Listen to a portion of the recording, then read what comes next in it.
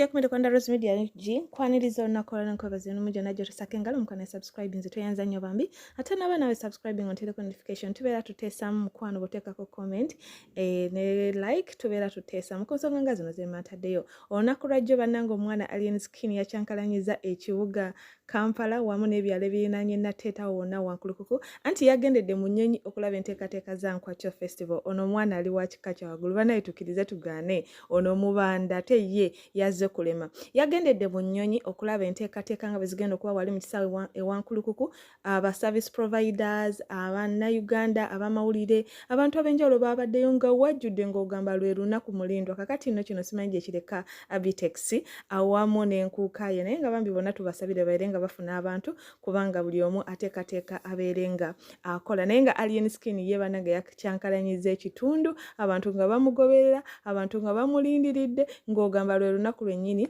olwa Nkwakyo Festival ate nno Alienskin nga tannaba kugenda yasoose n'akolamu awo katemba bannaye ng'alumba Arbitex mu butongole nga omuyimbi atamanyi kuyimba era n'akolawo awo ka comedy ng'alaga nti yeefudde omuyimbi naye nga atamanyi kuyimba ne bamugoba mu kivulo ogenda kubanga obiraba bannange Alienskin yakulagira ddala nti tatya ddenja kubanga ye engeri gy'alumbamu Arbitex ya kika kya waggulu wabula waliyo pastor omu avuddeyo n'alabula Alienskin obutateekawo Nkwakyo Festival nti ye okusinziira ku bubaka bwe yafunye okuva ewa Katonda oba ewa Mwoyo Mutukuvu kirabika waliwo ekikyamu ekigenda okubeerawo n'amusaba aleme gikola kubanga tajja kufunamu kirungi okusinziira nga ye Katonda bwe yamwoleseza wabula ate ye munnange Aviator wa Mina olunaku oluvuddeko emabegakaawo yavaayo n'abako obubaka bwayolesa ng'atangaza ku bintu bya Bobi Wine ebyebisiyaga ebintu ebyokubanga bagamba mukwano gwa Sobbi nga bamugamba nti naye alabika abaddemu bikogamba waliwo ebintu ebibadde bitambula ku social media nga bikwata ku mukulu principal kakati Aviator n'avaayo n'abako byatabuka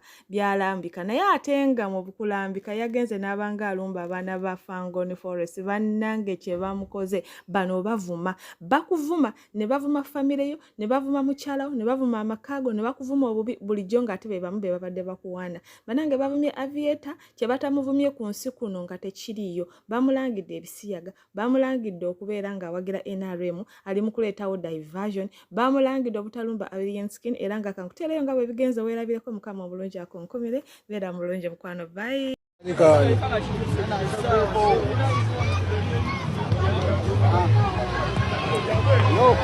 Alienskin sera jisurumamu le champion kudo mwekuwa mwakale kuwa mkale kuwa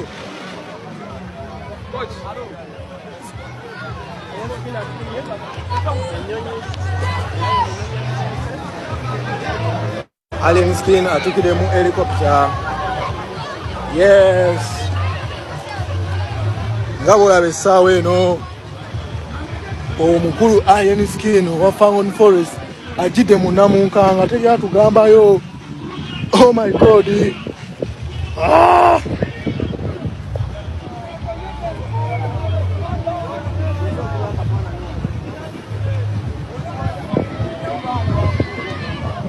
Ekite kisawe kyewankulukuku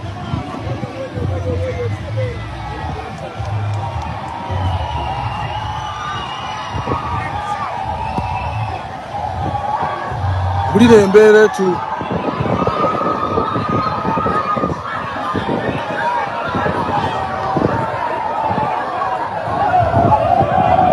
yes reporting live from Ewankulukuku Stadium. It's raining as you can see right now. It's next hour to I'm going to be on Nkwakyo Festival.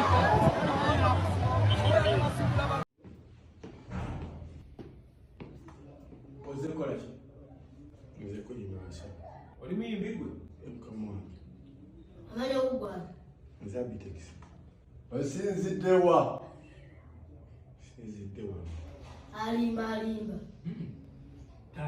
Liba tuulire. Halo. Namukwaya. Sikulabi Kampala.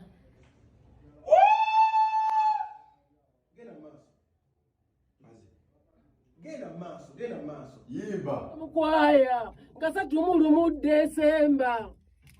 Ewankulukuku wagenda okuba endongo Namukwaya. Yeze kola. Mugambi uli muyimbi. Kijagezaako kola. Yimba. Sikulabe Kampala. Arbitex. Genda umuli abe wammwe. Namukwaya. Kasatu mulumudde. Eddoboozi lya Mukama oba omwoyo wa Mukama yayogedde nange okuntegeeza. Naye nzize ngamba abantu abambadde okumpi bakimanyi. Sisoose lwali ne ku programu ezimu ku TV gyembeera mbadde nga nkyogera. Njagala kusaba ssebo butakola ne Kwacho Festival. Olwaliro njogedde lero ziri 23. Olwaliro Saturday 23. 23. Njagala kusaba enteekateeka ya Katonda eri ggwanga Uganda tokola Kwacho Festival. Kubanga ekinaabaawo nange nnyini sikimanyi. Wabula kyemmanyi nti si kirungi gy'oli. Nga bw'okyali omwana omuto. Si kirungi promoting ensonga nge. Njagala kusaba Mukama wange mu buwombeefu obungi nyamba buyambi tokola Kwacho Festival. Nze ndi muweereza wanjiri. Naye njagala okulaga obwetoowaze obungi ly'okusaba n'okwegayira. Okwakakasa nti kye njogera ge mazima. Kubanga nze soogeza Katonda. Njagala kusaba Mukama wange tokola Kwacho Festival. Nga bwe ndi omusajja omubulizi w'enjiri era omwetoowaze. Njagala nfukamire nkwegayire ssebo nkugambe mwami Aviator. Tokola Kwacho Festival okusinziira Katonda. Tetuyinza promotinga biragalalagala mu ggwanga lyaffe. Ate ndikifula national. Osobola obbikola gwe nga gwe omuntu omu nnyumba yo n'abalala. Naye to promotinga era tokola Kwacho Festival.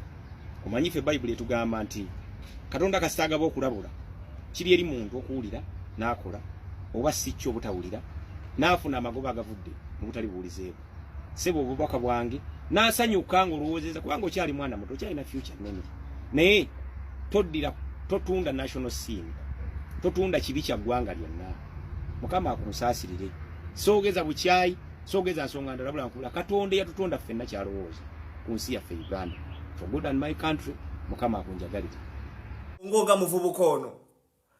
Mbadde sirabangako omuntu atalina bwongo nga muvubuka ono. Nga tonaba kubaako ky'oyogera sooka okole research. Nga tonaba kubaako ky'oyogera kola research omanye ky'oyogerako kiri relevant oba omalaga mano gomwa gukulinga chapati ennomeko.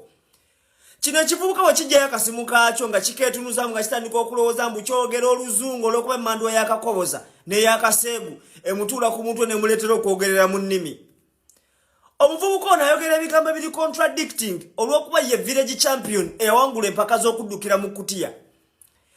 Asabuka ebigambo ava mu ttooyi ng'amaze okupamata n'abyengalo nadda mu mmere n'alya. Lwaki olya bbi Aviator? Kitukwasa ennaku nti oyogeza njala. Bw'eba njala soma ennamba ya mobile money nkutereko ssente ogule obwongo. Kubanga ebintu byogera biri so abnormal sekuli tumbavu. Ekituufu kiri nti when you da hobo pejoratively obuhobo tuyinza obutabigenda mu nnyo ebyo. Ne lwaki okera ku makya wa statements eziri aganaga.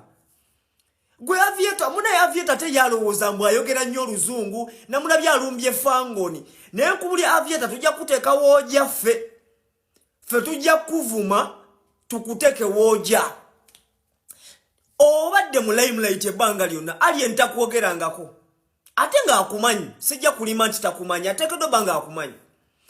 Ne bano abaana bwe balaba nga tebakyali mawulire they are no longer relevant nga bamanya kiki ekitrendinga masanyalaze gali ku alien nga bali alien. Jukira ffe alien ffe tulimbwaze oyo omwogerako katono ffe nga twakwambadde dda. Ebyo byolowooza tino oyogera oluzungu mukwano naffe oluzungu tulumanya ate twalusoma. Gwe Aviator kyonsinga kiri eki? Aviator onsinga ekintu eki? Onsinga bunene mpozi n'obusiru. Toyina kirala go Aviator olowooza mbu gwosinga kuna amagezi olowooza nti ku internet gwe gwoyogera oluzungu n'omusaba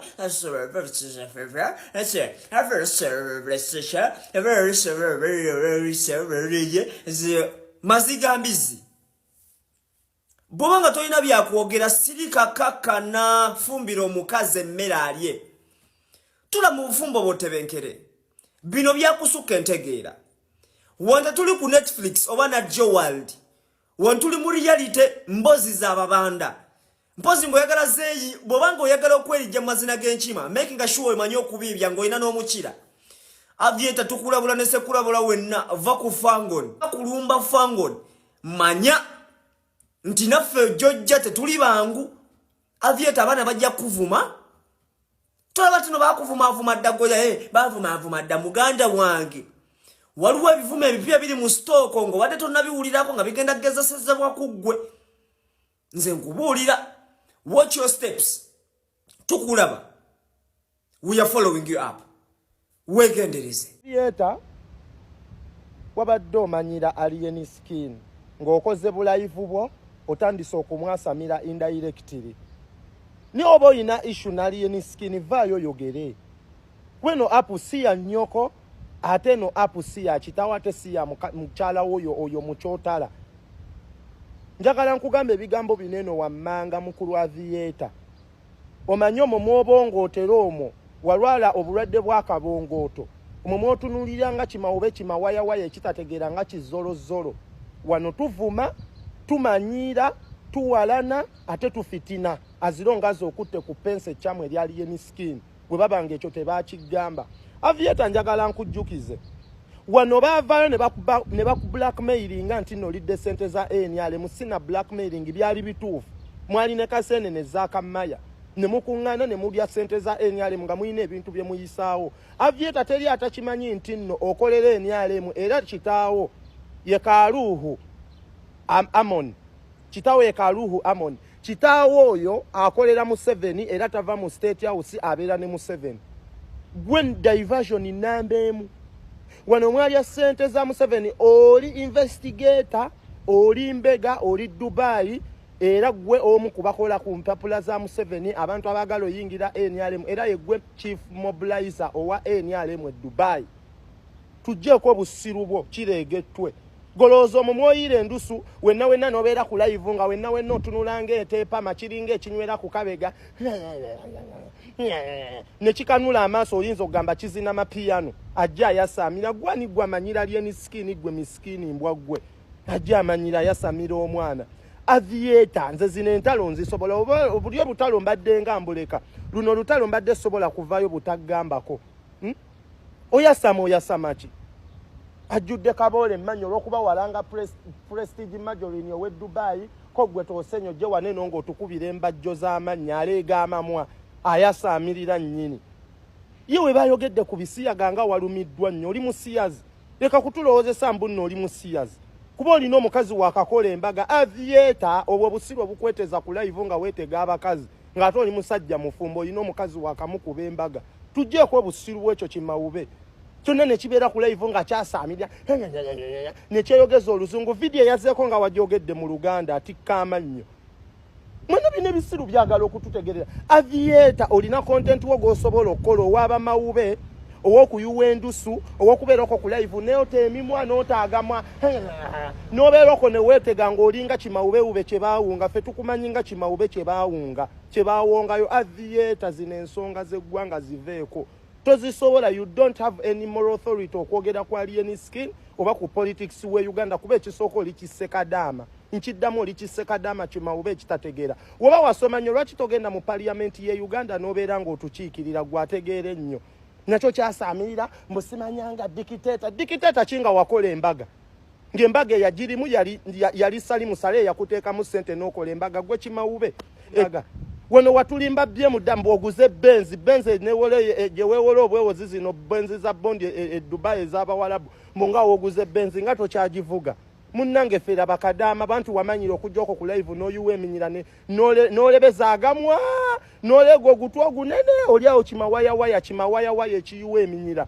nawulidde nti oli ne kali akavubuka oba keekaani akagamba mbu bakabyeko simanya container gwe kennyini gwe diversion nambe mwana walimba mbu bakubbye container bakebera eri mu URA nga container teriiyo kati nga naawe erookera ku macyango onenya gavumenti mbi bakufaako banoonye container yo nga teriiyo babulire kuwasa gakazi gakulu gakazi gakadde nkiddamu mujje erinnya Alienskin mu bimwa byammwe